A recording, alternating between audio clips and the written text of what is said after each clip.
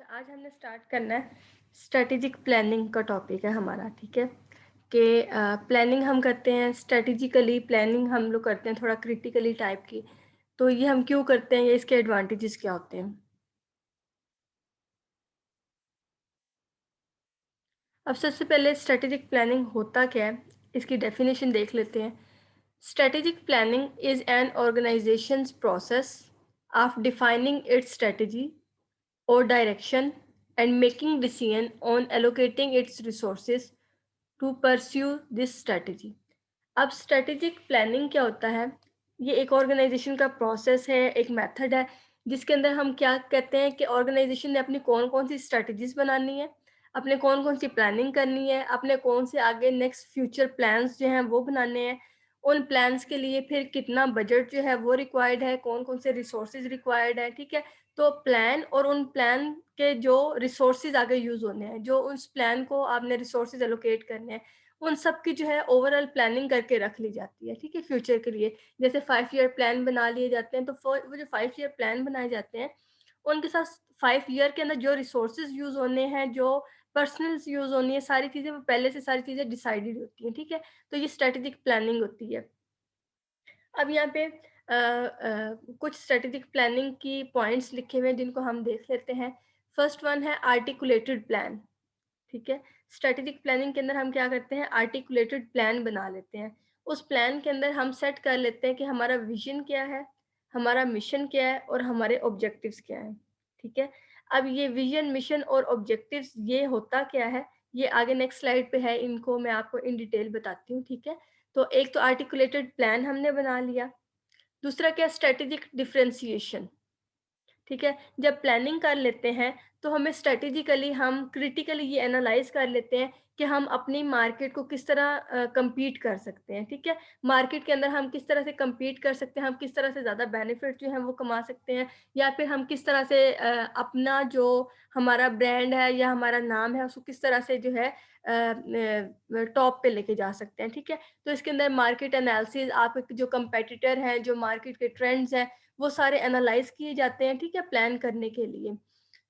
उसके बाद है organisational engagement, move on the same direction. इस पॉइंट का मतलब है कि आप अपनी ऑर्गेनाइज़ेशन के अंदर जब प्लानिंग करते हैं स्ट्रैटेजिक, तो वो प्लान करते हैं और इसके अंदर आपके सारे की सारी ऑर्गेनाइज़ेशन के लोग जो हैं इन्वॉल्व होते हैं, उनको ट्रेनिंग दी जाती है, उनको बताया जाता है।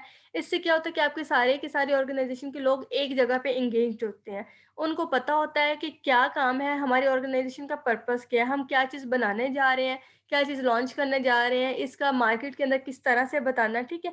तो सब लोग जो है एक सेम डायरेक्शन पे काम करने लग जाते हैं, ठीक है? तो प्लानिंग के ये फ़ायदे होते हैं कि हम ह हर चीज़ जो है वो क्लियर करते जाते हैं, सबको पता चलता जाता है। ऑर्गेनाइज़ेशनल ट्रांसफॉर्मेशन, इसके अंदर ऑर्गेनाइज़ेशन की सारी ट्रांसफॉर्मेशन आ जाएगी। इसके अंदर आपके एम्प्लॉइज़ की जो अनस्किल्ड एम्प्लॉइज़ आप लेते हैं, फिर उनको स्किलफुल बनाने के लिए उनकी ट्रेनिंग आ जाती है, या फिर रॉ प्रोडक्ट्स जो होते हैं, रॉ फैक्ट एंड फिगर्स लेते हैं, फिर उसे यूज़फुल प्रोडक्ट बनाते हैं, या जो-सी भी है आपकी, वो सारी की सारी ट्रांसफॉर्मेशन आ जाती है। तो मीन्स आप अपनी स्ट्रैटेजिक जब प्लान बनाते हैं, तो इन सारी चीज़ों को जो है कंसीडर करते हैं कि आपके विज़न, मिशन क्या है, आपने मार्केट के अंदर किस तरह से जो है वो कम्पीट करना है, अपने एम्प्लॉइज़ का भी ख़्याल रखते हैं, ठीक है? तो सारी की सारी चीज़ें जो है ये डिस्कस होती हैं आपके स्ट्रैटेजिक प्लान के अंदर।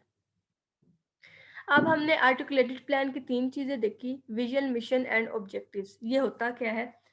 विज़न होता है वेयर, कि हमने एंड पे कहाँ पे पहुँचना है, हमारी डेस्टिनेशन क्या है, वेयर, ठीक है? हमने अचीव क्या करना है, वेयर कहाँ पे पहुँचना है, ठीक है? डेस्टिनेशन की बात आ गई, एंड पॉइंट की। Final destination want to achieve, ठीक है? जो हम फाइनल डेस्टिनेशन चाहते हैं वो आ जाएगी। मिशन क्या है, व्हाय, कि हम ऐसा कर ही क्यों रहे हैं, हमारा पर्पस क्या है? हमारा यहाँ पे एग्ज़िस्ट करने का मतलब क्या है? हमारी ऑर्गनाइज़ेशन के एग्ज़िस्ट करने का मतलब क्या है? हम क्या चाहते हैं? ठीक है? हम ये क्यों चाहते हैं? हमारा पर्पस क्या है? मतलब उस डेस्टिनेशन तक पहुँचना, उस चीज़ को अचीव करना, तो व्हाय, क्यों? तो पर्पस क्या है? बेनिफिट होता है, ठीक है? कि हम लोग जो है बेनिफिट ही लें और ज़्यादा से ज़्यादा जो है वो मनी अर्निंग करें, यही हर एक ऑर्गनाइज़ेशन का पर्पस होता है। Objectives what? व्हाट, कि अब हमने करना क्या है? वहाँ तक पहुँचने के लिए हमारा मिशन जो है क्या है, पर्पस है, मनी लेना है, बेनिफिट लेना है, और उसके लिए अब ऑब्जेक्टिव्स क्या है कि हमें करना क्या पड़ेगा, ठीक है? तो उसके लिए आ जाएँगे हम अपनी स्ट्रैटेजीज़ बनाएँगे, अपने जो है प्लान्स वगैरह वो सेट करेंगे और फिर उनको फॉलो करते हुए अपनी डेस्टिनेशन तक पहुँच जाएँगे, ठीक है? तो ये तीनों पॉइंट्स हैं आर्टिकुलेटेड प्लान के अंदर जो आ जाते हैं। नेक्स्ट है व्हाई स्ट्रैटेजिक प्लान इम्पोर्टेंट। अब स्ट्रैटेजिक प्लान इम्पोर्टेंट क्यों है? क्यों बनाए जाते हैं? पहला है डिटरमिन डेस्टिनेशन, हमें सबसे पहले पता चल जाता है कि हमने क्या चीज़ अचीव करनी है, हमारा फाइनल पॉइंट क्या है जिसको हमने अचीव करना है, ठीक है? नेक्स्ट या फिर ये है कि अगर प्लानिंग की जाती नहीं की जाती तो लोगों को पता ही नहीं होता, बस वो कहते हैं कि हम इम्प्रूवमेंट की तरफ जा रहे हैं या ये चीज़ गेन कर रहे हैं, चलते ही रहते हैं, स्ट्रगल करते रहते हैं, लेकिन एट द एंड उन्हें पता नहीं होता, उन्होंने कोई अपनी डेस्टिनेशन फिक्स नहीं की होती। तो बस वो फिर हमेशा इसी लूप में ही रहते हैं। Plan your work and work your plan. इसका मतलब है प्लान योर वर्क, सबसे पहले अपने काम करने के लिए प्लान बनाएं और जब प्लान बन जाए फिर वर्क योर प्लान, फिर उस प्लान के अकॉर्डिंग काम करना स्टार्ट कर दें, ठीक है? पहले जो है प्लान योर वर्क, अपने काम के लिए प्लान बनाएं और फिर वर्क योर प्लान, उस प्लान के लिए काम करना स्टार्ट कर दें, ठीक है? प्लानिंग करें, उस प्लानिंग के अकॉर्डिंग उसी डायरेक्शन के अंदर काम करना स्टार्ट कर दें। Team works in the same direction, ठीक है? इसका क्या फ़ायदा होता है स्ट्रैटेजिक प्लानिंग का कि सारी टीम जो है वो एक सेम डायरेक्शन पे जो काम करती है। Define energy, source, budget, duration, personnels वगैरह, ठीक है? तो स्ट्रैटेजिक प्लानिंग के अंदर ये सारी चीज़ें जो है पहले से हम लोग डिफाइन कर लेते हैं कि हमें क्या-क्या चीज़ें रिक्वायर्ड होंगी ताकि वो अवेलेबल हों जिस टाइम पे चाहिए हों, ठीक है? इवैल्यूएट प्रोसेस एंड प्रोसीजर, तो सारे के सारे जो प्रोसेसेस, प्रोसीजर वगैरह उनके साथ-साथ इवैल्यूएशन भी होती रहती है। तो जो चीज़ जहाँ पे आपको लग रहा हो बैलेंस नहीं है उसको ठीक कर लिया जाता है, ठीक है? तो प्लानिंग जो है वो किसी भी काम के लिए इम्पोर्टेंट है, ठीक है? जो चीज़ें क प्लान करके की जाती हैं वो बेटर होती हैं, बजाय इसके कि ऐसे ही काम शुरू कर दिया जाए तो वो बाद में बड़े प्रॉब्लम आ जाते हैं। अच्छा, रिक्वेस्ट सिस्टम, सिस्टम रिक्वेस्ट। अब ये सिस्टम रिक्वेस्ट क्या होता है? ये एक डॉक्यूमेंट का नाम है। सॉफ्टवेयर इंजीनियरिंग के अंदर आप लोग डिफरेंट डॉक्यूमेंट्स जो हैं वो बनाने सीखेंगे, जिसके अंदर एसआरएस आ जाता है, आपका सॉफ्टवेयर रिक्वायरमेंट स्पेसिफिकेशन आ जाता है, एसआरआर आ जाते हैं, ठीक है? तो सिस्टम रिक्वेस्ट भी क्या है? एक डॉक्यूमेंट है। A system request is a journal name for any document or a system used to initiate the system development life cycle process.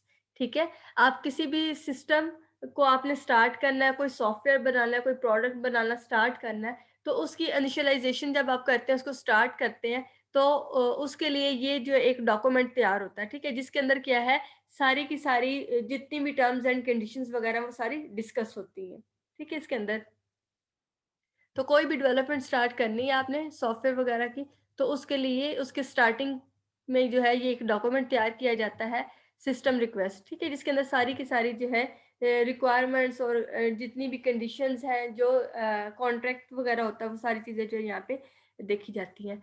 System request document the business reason for building the system and the value that the system is expected to provide. ठीक है? अब इसके अंदर क्या सबसे पहले तो आप ये देखते हैं कि हम इस सिस्टम को क्यों बनाने लगे हैं?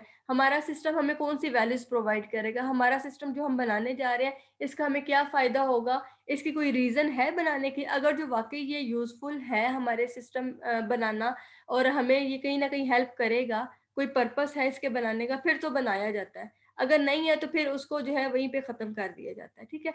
तो ये जो है सिस्टम रिक्वेस्ट तैयार की जाती है जिसके अंदर सब सारी चीज़ें जो है मेंशन होती हैं। कि ये इसलिए हम बना रहे हैं। When the project is initiated, business user complete this form as part of the system approval process within the organization. ठीक है? तो जब ये आपका डेवलपमेंट का प्रोसेस स्टार्ट होता है, तो उस टाइम पे ये फॉर्म, ये डॉक्यूमेंट जो है फिल किया जाता है, सबसे फिल करवाया जाता है ताकि सबको जो है उन टर्म्स एंड कंडीशन का पता हो और एट द एंड फिर कोई प्रॉब्लम ना आए।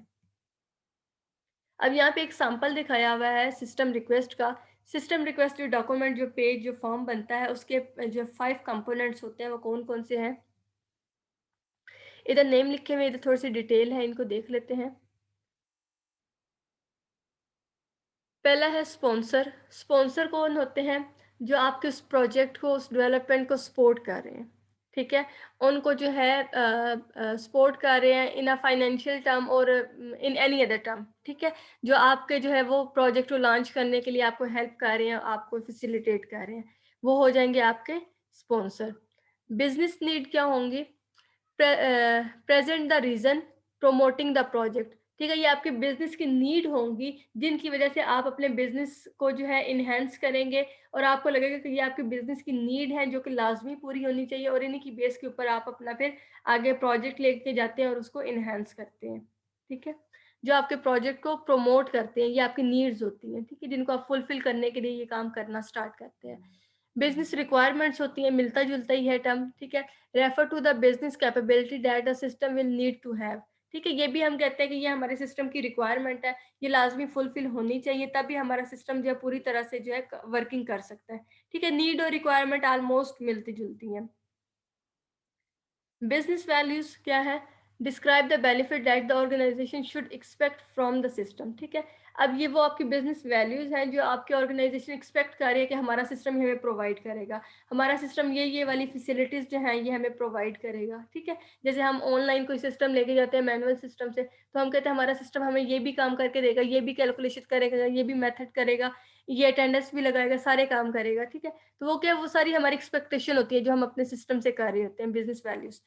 और कुछ स्पेशल इश्यूज, इसके अंदर जो है आपके सिस्टम मतलब ऑर्गेनाइजेशन से रिलेटेड बाकी जितने भी इश्यूज आ जाते हैं वो सारे होते हैं। ठीक है, उनको डिस्कस किया जाता है, वो सारे डॉक्यूमेंट के अंदर जो है वो लिखे जाते हैं कौन कौन से जो है इश्यूज आ रहे हैं। ठीक है, तो इस डॉक्यूमेंट को बना के सबसे फिल करवाया जाता है, सबको पता चल जाता है क्या चीज़ है, उसके बाद जो है फिर आगे डेवलपमेंट जो है वो स्टार्ट कर दी जाती है सिस्टम रिक्वेस्ट की बेस पे।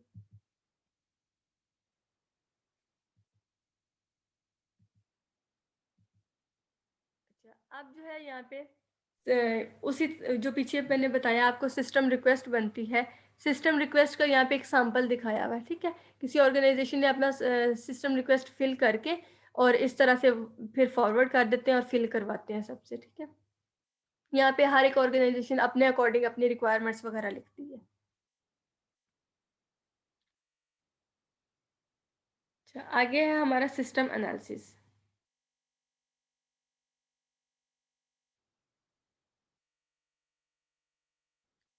सिस्टम एनालिसिस क्या होता है? ठीक है, किसी चीज़ को एनालाइज करना, किसी चीज़ को क्रिटिकली उसकी रीजनिंग फाइंड करना। ठीक है, उसको जो है बड़े फोकस से देखना कि इसके अंदर क्या प्रॉब्लम्स है, क्या इसकी स्ट्रेंथ है, वो सब देखना। तो system analysis is the process of collecting and interpreting facts, identifying the problem and decomposition of the system into its component. अब सिस्टम एनालिसिस क्या है? ये एक प्रोसेस है जिसके अंदर हम इंफॉर्मेशन को कलेक्ट करते हैं, उस इंफॉर्मेशन को इंटरप्रेट करते हैं, मीन्स उसको अंडरस्टैंड करते हैं। ठीक है, उसके अंदर जो प्रॉब्लम्स हैं उनको आइडेंटिफाई करते हैं। मीन्स ओवरऑल आपका जो सिस्टम है उसको आप इस तरह से एनालाइज कर सकते हैं कि आप अपने सिस्टम को डिवाइड करें कुछ मॉड्यूल्स के अंदर और इन डेप्थ अपने सिस्टम को देखें कि इसके अंदर कोई प्रॉब्लम तो नहीं आ रही है, अगर प्रॉब्लम आ रही है तो कहाँ पे प्रॉब्लम आ रही है, ताकि वो आपको पता हो और फिर उसको आप ठीक कर सकें। ठीक है, तो ये होता है हमारा एनालाइज करना। ठीक है, एनालिसिस करना, किसी भी चीज़ को इन डेप्थ जाके उस चीज़ को देखना, उसके अंदर प्रॉब्लम को फाइंड करना, डिटेक्ट करना। It is a problem solving technique that improves the system and ensure that all the components of the system work efficiently and accomplish their purpose. ठीक है, ये क्या है? सिस्टम एनालिसिस एक प्रॉब्लम सॉल्विंग टेक्निक है जिसके अंदर जिससे हम जब अपने सिस्टम को एनालाइज करते हैं तो उससे हमें जो प्रॉब्लम्स मिलती हैं उनको हम ओवरकम कर लेते हैं, जिसकी वजह से हमारा सिस्टम बड़ा एफिशिएंटली काम करता है और हमारे सिस्टम की जो परफॉर्मेंस वगैरह है वो इम्प्रूव हो जाती है। Collection of notations, methodology, and tools used to gather details and analyze the problem situation prior to the system design and implementation। ठीक है, अब यहाँ पे ये है कि जो आपने एनालाइज किया है उसको आप डिफरेंट मेथड टूल्स या फिर डिफरेंट नोटेशंस के थ्रू जो है रिप्रेजेंट कर सकते हैं। ठीक है, ये भी हम आगे देखेंगे कि हम इनको किस किस तरह से रिप्रेजेंट कर सकते हैं। अब यहाँ पे सिस्टम एनालिसिस का एक सर्कल सा दिखाया हुआ है कि आप जब अपने सिस्टम को एनालाइज करते हैं तो किन किन चीज़ों पे फोकस करते हैं। ठीक है, नीड एनालिसिस करते हैं कि आपके ऑर्गेनाइजेशन की नीड्स कौन सी है, इन डेप्थ उनको देखते हैं। आपके एम्प्लॉयज़ की नीड कौन सी है, आपके सिस्टम की नीड कौन सी है। ठीक है, आपके सप्लायर्स की नीड, हर हर लिहाज से ठीक है नीड्स देखी जाती है ओवरऑल। यूज़र एनालिसिस किए जाते हैं, आपके प्रोडक्ट्स किस किस्म के यूज़र यूज़ कर रहे हैं, उनकी डिमांड्स क्या हैं, उनके ट्रेंड क्या है। ठीक है, उनका माइंडसेट क्या है। क्लासिफिकेशन ऑफ यूज़र, कि आपके यूज़र किस किस लेवल के हैं, कुछ तो होंगे बड़े आपके पुराने वाले यूज़र होंगे, आपके ट्रेंडिंग यूज़र होंगे, कुछ जो है न्यू यूज़र होंगे, ठीक है? फिर उन यूज़र्स को जो है साथ-साथ में ट्रैक करते रहना, टास्क एनालिसिस जितने टास्क हैं उनको एनालाइज़ करना, कॉम्पिटिटिव एनालिसिस करना, ठीक है? मार्केट के अंदर कम्पीट करने के लिए ये साथ-साथ ट्रेंड के एनालिसिस करते रहना, रिक्वायरमेंट एनालिसिस करना, टास्क और फंक्शन एलोकेशन के लिए देखना कि सिस्टम को कौन-कौन से टास्क कब-कब कहाँ एलोकेट करने हैं, मतलब हर एक चीज़ को जो है आपने इन डेप्थ जाके एनालाइज़ करना, ठीक है? और फंक्शनल एनालिसिस। इस तरह से पूरे के पूरे सिस्टम को आप एनालाइज़ करेंगे। अब एनालिसिस हो गया, ठीक है? अब उसके बाद एक टॉपिक है हमारा रिक्वायरमेंट इंजीनियरिंग का।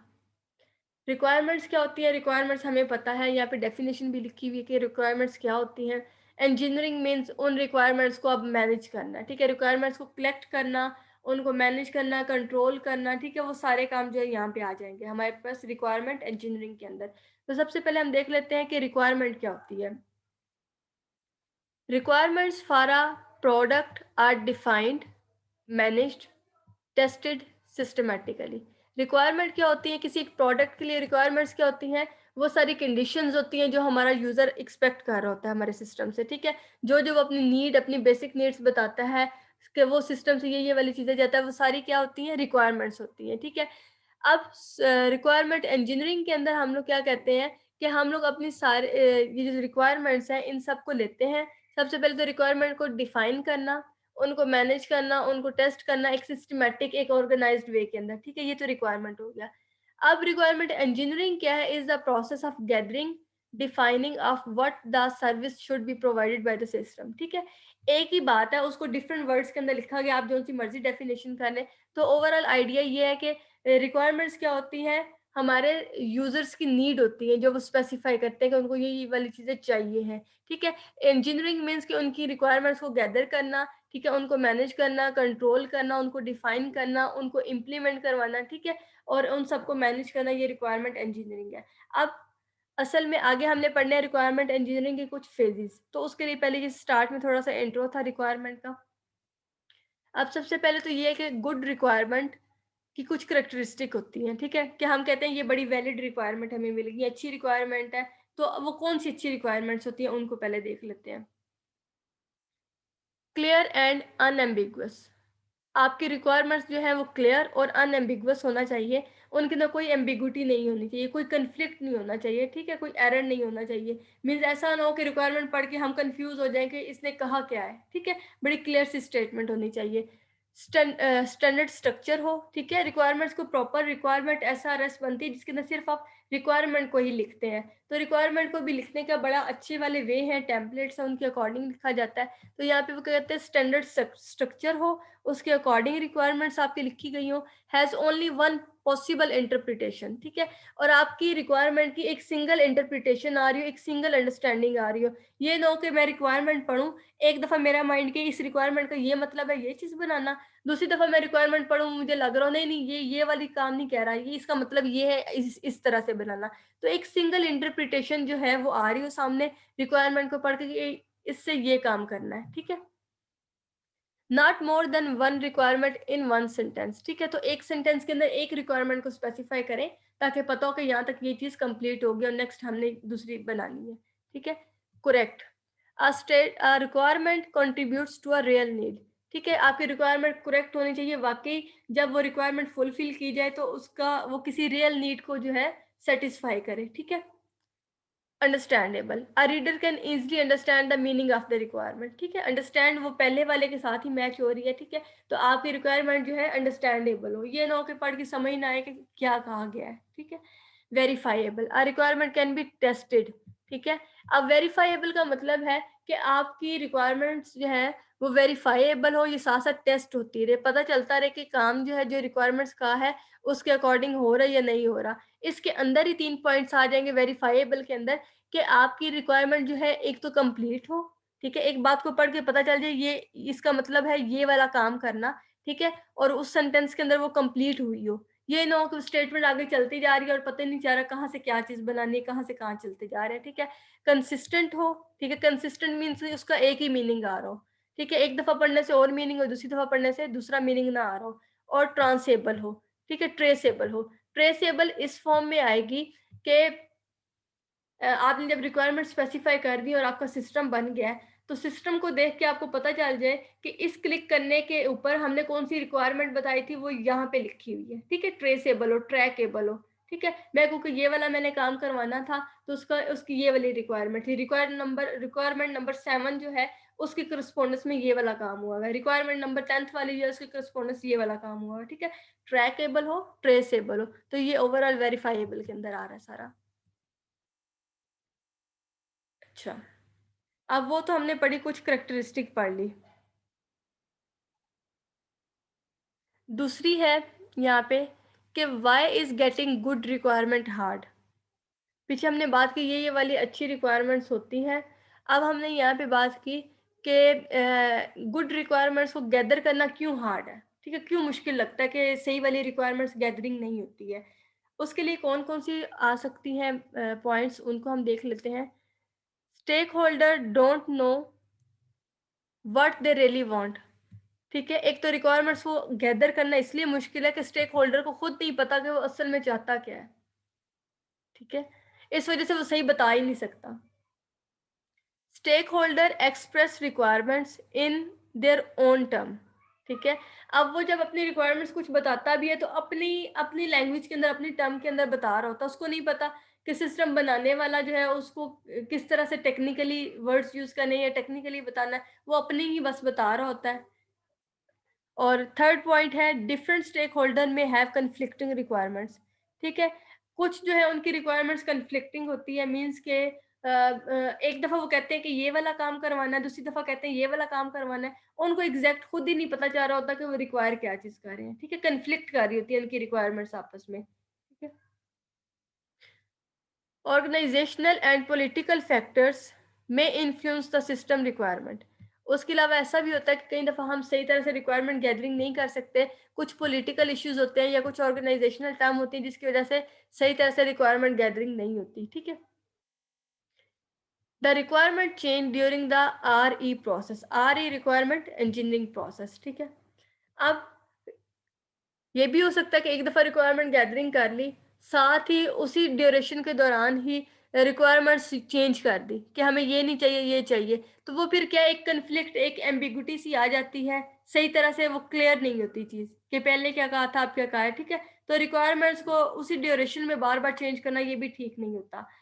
न्यू स्टेक होल्डर में emerge and the business environment change, ठीक है? हो सकता है पहले कुछ और लोग उस प्रोडक्ट पे काम करवा रहे हो, कंपनी के लोग चेंज हो गए, उन्होंने अपनी रिक्वायरमेंट्स वगैरह स्पेसिफाई कर दी, ठीक है? तो वो सारा का सारा जो है वो मिक्स अप हो गया या फिर सही तरह से क्लियरली डिफाइंड नहीं हुआ। तो ये कुछ प्रॉब्लम्स थी, कुछ इश्यूज हैं जिनकी वजह से कहा जाता है कि रिक्वायरमेंट्स जो है इतनी अच्छी तरह से जो है गैदर नहीं की जा सकती।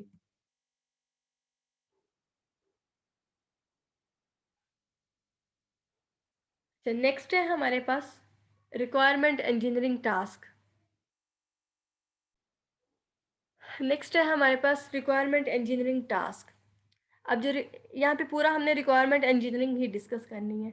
तो पहले कुछ लेक्चर इन स्टार्ट में हमने देखा था, मैंने आपको बताया था कि हम लोग जब रिक्वायरमेंट गैदरिंग करते हैं तो एक कम्युनिकेशन की एक्टिविटी थी जिसमें हमने कहा था सिंपल सा प्रोजेक्ट होगा, तो सिंपल फ़ोन कॉल पे हम रिक्वायरमेंट गैदर कर लेंगे। और अगर बड़े वाला प्रोजेक्ट होगा तो उसके लिए 5 डिफरेंट एक्शंस थे, टास्क थे जिनको फॉलो करना था। वो 5 एक्शन कौन-कौन से थे? इंसेप्शन, एलिसिटेशन, एलैबोरेशन, ये वाले थे, ठीक है? इसी तरह से था। अब वो जो वहाँ पे हमने पढ़े थे, यहाँ पे अब हम उनको इन डिटेल पढ़ने लगे हैं, ठीक है? तो रिक्वायरमेंट इंजीनियरिंग के लिए एक बड़े वाला प्रोजेक्ट है, उसके लिए रिक्वायरमेंट आपने गैदर करनी है, तो उसके लिए कौन-कौन से टास्क हैं, वो सारे यहाँ पे हैं, इनको हम पढ़ेंगे, ठीक है? Inception, elicitation, elaboration, negotiation, specification, validation and requirement management, ठीक है? इन डिटेल इनकी आगे भी है बारी-बारी 1, लेकिन यहीं से मैं आपको इन डिटेल बता देती हूँ, डिस्कस कर लेते हैं इनको। फर्स्ट वन है Inception. Establish a basic understanding of the problem and the nature of the solution. Inception phase के अंदर आप रिक्वायरमेंट गैदरिंग इस तरह से करते हैं कि आप सिर्फ जो प्रॉब्लम है इन हैंड, उनको समझते हैं कि हमारी प्रॉब्लम क्या है, हमारा सिस्टम बनवाना क्या चाहता है, ठीक है? हमारा नेचर ऑफ सॉल्यूशन क्या होगा, जो हम प्रोजेक्ट बनवाने जा रहे हैं इसकी नेचर क्या होगी और हमने बनवाना क्या है। इन डेप्थ कुछ भी नहीं समझना, ठीक है? सिर्फ जो इंसेप्शन के अंदर हम परसीव करते हैं कि हमने बनवाना क्या है, हमारी प्रॉब्लम क्या है और हमें इसका सॉल्यूशन किस तरह का चाहिए। एलिसिटेशन, एलिसिटेशन इससे नेक्स्ट फेज होता है draw out the requirement from the stakeholder. ठीक है, यहाँ पे सिर्फ आपने देखा कि प्रॉब्लम क्या और उसका सोल्यूशन किस नेचर का होगा। यहाँ पे अब आपने क्या करना है, स्टेक होल्डर से रिक्वायरमेंट लेना स्टार्ट कर देनी है सेकेंड फेज में। ठीक है, एलिसिटेशन के अंदर क्या है, रिक्वायरमेंट एलिसिटेट करवानी है, आपने रिक्वायरमेंट्स अपने स्टेक होल्डर से पूछनी है। ठीक है, क्या है। थर्ड है इलेबोरेशन। इलेबोरेशन जो है ये हाईली स्ट्रक्चर्ड फेज है। इसके अंदर थोड़ा सा हम आगे की तरफ बढ़ते हैं। Create and analysis model that represent information functional and behavioural aspect of the requirement. ठीक है, इसके अंदर क्या है इलेबोरेशन के अंदर कि हम जब रिक्वायरमेंट्स हमारे पास गैदर होगी, अब यहाँ पे एनालिसिस मॉडल हम उसका तैयार कर लेते हैं। ठीक है, एनालिसिस मॉडल के अंदर क्या है, जो भी हमारी सिस्टम की इंफॉर्मेशन है वो रिप्रेजेंट हो रही है। ठीक है, क्लियरली मेंशन्ड है कौन से इसके फंक्शनल रिक्वायरमेंट्स है, कौन सी नॉन फंक्शनल रिक्वायरमेंट है। ठीक है, और कौन कौन से हमारे सिस्टम के बिहेवियरल एस्पेक्ट है जो हमारा सिस्टम जो है परफॉर्म करेगा। ठीक है, एक्शन परफॉर्म करेगा, तो ये सारी चीजें इसमें आ जाएंगी। तो इंसेप्शन, एलिसिटेशन एंड इलेबोरेशन। ठीक है, अच्छा तो इलेबोरेशन हो गया हमारे पास, जिसके अंदर क्या हम अपने रिक्वायरमेंट्स को स्ट्रक्चर देना स्टार्ट कर देते हैं। ठीक है, उसके बाद है निगोशिएशन। निगोशिएशन में क्या होता है, agree on a deliverable system that is realistic for the developer and customer. अब इलेबोरेशन के बाद निगोशिएशन का फेज है। निगोशिएशन के अंदर हम क्या करते हैं, डिस्कशन करते हैं। ठीक है, अपने स्टेक होल्डर, अपने एंड यूजर्स, उन सबको जो है वो लेके और निगोशिएशन जो है वो स्टार्ट कर देते हैं। ठीक है, इस मतलब सारी चीज़ें डिस्कस कर लेते हैं, फेस टू फेस एक कन्वर्सेशन हो जाती है, ताकि एट द एंड फिर कोई प्रॉब्लम ना रहे, कोई कंफ्लिक्ट ना रहे। ठीक है, सारी जो है रिक्वायरमेंट्स वो क्लियर हो जाती हैं। उसके बाद स्पेसिफिकेशन। स्पेसिफिकेशन के अंदर क्या होता है, डिस्क्राइब और डॉक्यूमेंट द रिक्वायरमेंट फॉर्मली और इनफॉर्मली। ठीक है, इसके अंदर क्या है कि स्पेसिफाई कर दिया जाता है, रिटन फॉर्म के अंदर लिख दिया जाता है जोन जोन सी आपके सिस्टम की formal, informal, functional, non functional जितनी भी रिक्वायरमेंट्स हैं, उन सबको जो है इन डिटेल यहाँ पे स्पेसिफाई कर दिया जाता है, इनको लिख दिया जाता है। ठीक है, इसके बाद है वैलिडेशन। वैलिडेशन के फेज में क्या होता है, review the requirement specification for error, ambiguity, omission and conflict. ठीक है, रिव्यू किया जाता है, दोबारा से देख लिया जाता है सारे के सारे काम को, उन रिक्वायरमेंट्स वगैरह को। ठीक है, रिव्यू करके चेक कर लिया जाता है कि कोई जो है इसके अंदर एरर तो नहीं है, कोई इसके अंदर एम्बिगुटी तो नहीं है। ठीक है, कोई ओमिशन, कोई कन्फ्लिक्ट, कोई किसी तरह का यहाँ पे एरर वगैरह तो नहीं आ रहा। ठीक है, सारे की सारी रिक्वायरमेंट्स को दोबारा से एक दफ़ा देख लिया जाता है। Requirement management, manage changing requirement. इसके अंदर क्या है कि जितनी भी आपकी रिक्वायरमेंट्स चेंज हो रही हैं उनको देख लिया जाता है। मतलब एक दफ़ा रिक्वायरमेंट्स कुछ बताई हैं, कुछ टाइम के बाद वो रिक्वायरमेंट्स चेंज हो गई हैं। ठीक है, तो वो क्या है, जो जो चेंज आता रहेगा आपकी रिक्वायरमेंट्स के अंदर, उनको भी साथ साथ मैनेज करना है। ठीक है, तो ये कुछ फेज थे। नेक्स्ट जो है इन्हीं को इन डिटेल जो है बताया गया है। रिक्वायरमेंट्स, हम लोग रिक्वायरमेंट्स की बात कर रहे हैं। रिक्वायरमेंट्स हमारे पास दो तरह की होती हैं, functional and non functional requirements. ये ज़रा म्यूट कर ले, थोड़ा नॉइज़ आ रहा है। फंक्शनल और नॉन फंक्शनल, ये दो तरह की हमारे पास रिक्वायरमेंट्स होती हैं। अब फंक्शनल रिक्वायरमेंट्स कौन सी होती हैं, जिसमें हम ये कहते हैं कि हमने सिस्टम को कोई इनपुट दी है, सिस्टम ने उसके ऊपर कोई प्रोसेसिंग परफॉर्म किया और हमें उसकी आउटपुट शो कर दी है। तो मतलब सिस्टम जब कोई ऑपरेशन परफॉर्म करता है ना, तो वो हमारे पास कौन सी रिक्वायरमेंट में आता है, फंक्शनल रिक्वायरमेंट में आता है। ठीक है, जब आपका सिस्टम कोई फंक्शन परफॉर्म करता है तो फंक्शनल रिक्वायरमेंट में आता है। और उसके अलावा बाकी जितनी रिक्वायरमेंट्स होती हैं जो कि आपके सिस्टम की आप यूँ कह लें कि क्वालिटी को इन्हेंस करती हैं, वो सारी आ जाती है नॉन फंक्शनल रिक्वायरमेंट्स के अंदर। ठीक है, अब इनकी मैं अभी आपको एग्जांपल देती हूँ, थोड़ा सा इनको देख लेते हैं। A functional requirement specifies something that is application और सिस्टम शुड डू। मतलब आपके सिस्टम को क्या करना है। ठीक है, कौन सा एग्जैक्ट ऑपरेशन परफॉर्म करना है, वो आ जाएगा आपका फंक्शनल रिक्वायरमेंट के अंदर, ठीक है? जैसे कोई इनपुट दिया है तो वो फंक्शन परफॉर्म करके इसके आउटपुट प्रोड्यूस करके देगा, वो क्या होगा? वो फंक्शनल रिक्वायरमेंट है। और मैं ये कहती हूँ कि आपके फंक्शन की क्वालिटी से रिलेटेड बात करती हूँ कि सिस्टम ने वो वाला ऑपरेशन कितने टाइम में जो है वो करके दिया है, सिस्टम की स्पीड क्या थी, सिस्टम की परफॉर्मेंस क्या थी, सिस्टम आपका कितने टाइम के लिए अवेलेबल होता है, सिस्टम आपका मेंटेन करना आसान है या मुश्किल है, आपके सिस्टम की सिक्योरिटी क्या है, आपके सिस्टम के फेलियर चांसेस क्या है। तो ये सारी जितनी क्वालिटेटिव मैंने बातें की, ये सारी नॉन फंक्शनल के अंदर आ जाएँगी, ठीक है? तो एग्ज़ैक्ट जो सिस्टम ऑपरेशन परफ़ॉर्म करेगा, उससे रिलेटेड रिक्वायरमेंट आपकी functional requirement, what the system should do, ठीक है? एंड उसके अलावा जितनी भी आ जाएँगी सारी हाउ टू डू और उसकी क्वालिटेटिव सारी बातें परफॉर्मेंस, सिक्योरिटी वगैरह की, वो सारी किसमें आ जाएँगी? उसकी नॉन फंक्शनल रिक्वायरमेंट में आ जाएँगी, ठीक है? तो अब जैसे एटीएम में हमने कार्ड डाला, पिन कोड एंटर किया, उसके रिस्पॉन्ड में उसने मुझे मनी जो है विथड्रॉ करके दे दी। ये क्या था? फंक्शन उसका परफॉर्म हुआ। अब उसने कितना टाइम उसके अंदर लगाया, उसको लेट रिस्पॉन्स मुझे दिया या जल्दी दिया है, उसकी सिक्योरिटी अच्छी थी या नहीं थी, ठीक है? और उसको चलाना, उसके कीपैड को चलाना, सिस्टम को मैनेज करना मेरे लिए आसान था, मुश्किल था, यूज़र फ्रेंडली था, मुझसे सही तरह से मेंटेन हुआ, नहीं हुआ। और वो सिस्टम जिस टाइम पे मैं गई उस टाइम पे सर्विस परफॉर्म कर रहा था, अवेलेबल था या नहीं था। तो ये वाले सारे पॉइंट किसमें आ गए? नॉन फंक्शनल में आ गए, ठीक है? तो फंक्शनल और नॉन फंक्शनल ये 2 मेजर कैटेगरीज़ हैं हमारे पास रिक्वायरमेंट की। ठीक है? रिक्वायरमेंट इंजीनियरिंग की फंक्शनल, नॉन फंक्शनल। फिर इनके आगे जो है फर्दर सारी जो आगे चली जाती है रिक्वायरमेंट्स। अब जो एक है यहाँ पे छोटी-सी पहचान हम रख सकते हैं नॉन फंक्शनल रिक्वायरमेंट्स की, जिनके एंड पे एबिलिटी वाला लफ्ज़ आता है, इलिटी वाला, ILIT वाला। ये वाले मोस्टली आपकी नॉन फंक्शनल होती है, ठीक है? स्केलेबिलिटी, अवेलेबिलिटी, मेंटेनेबिलिटी रिलायबिलिटी, ठीक है? तो ये वाली ज़्यादातर हमारे पास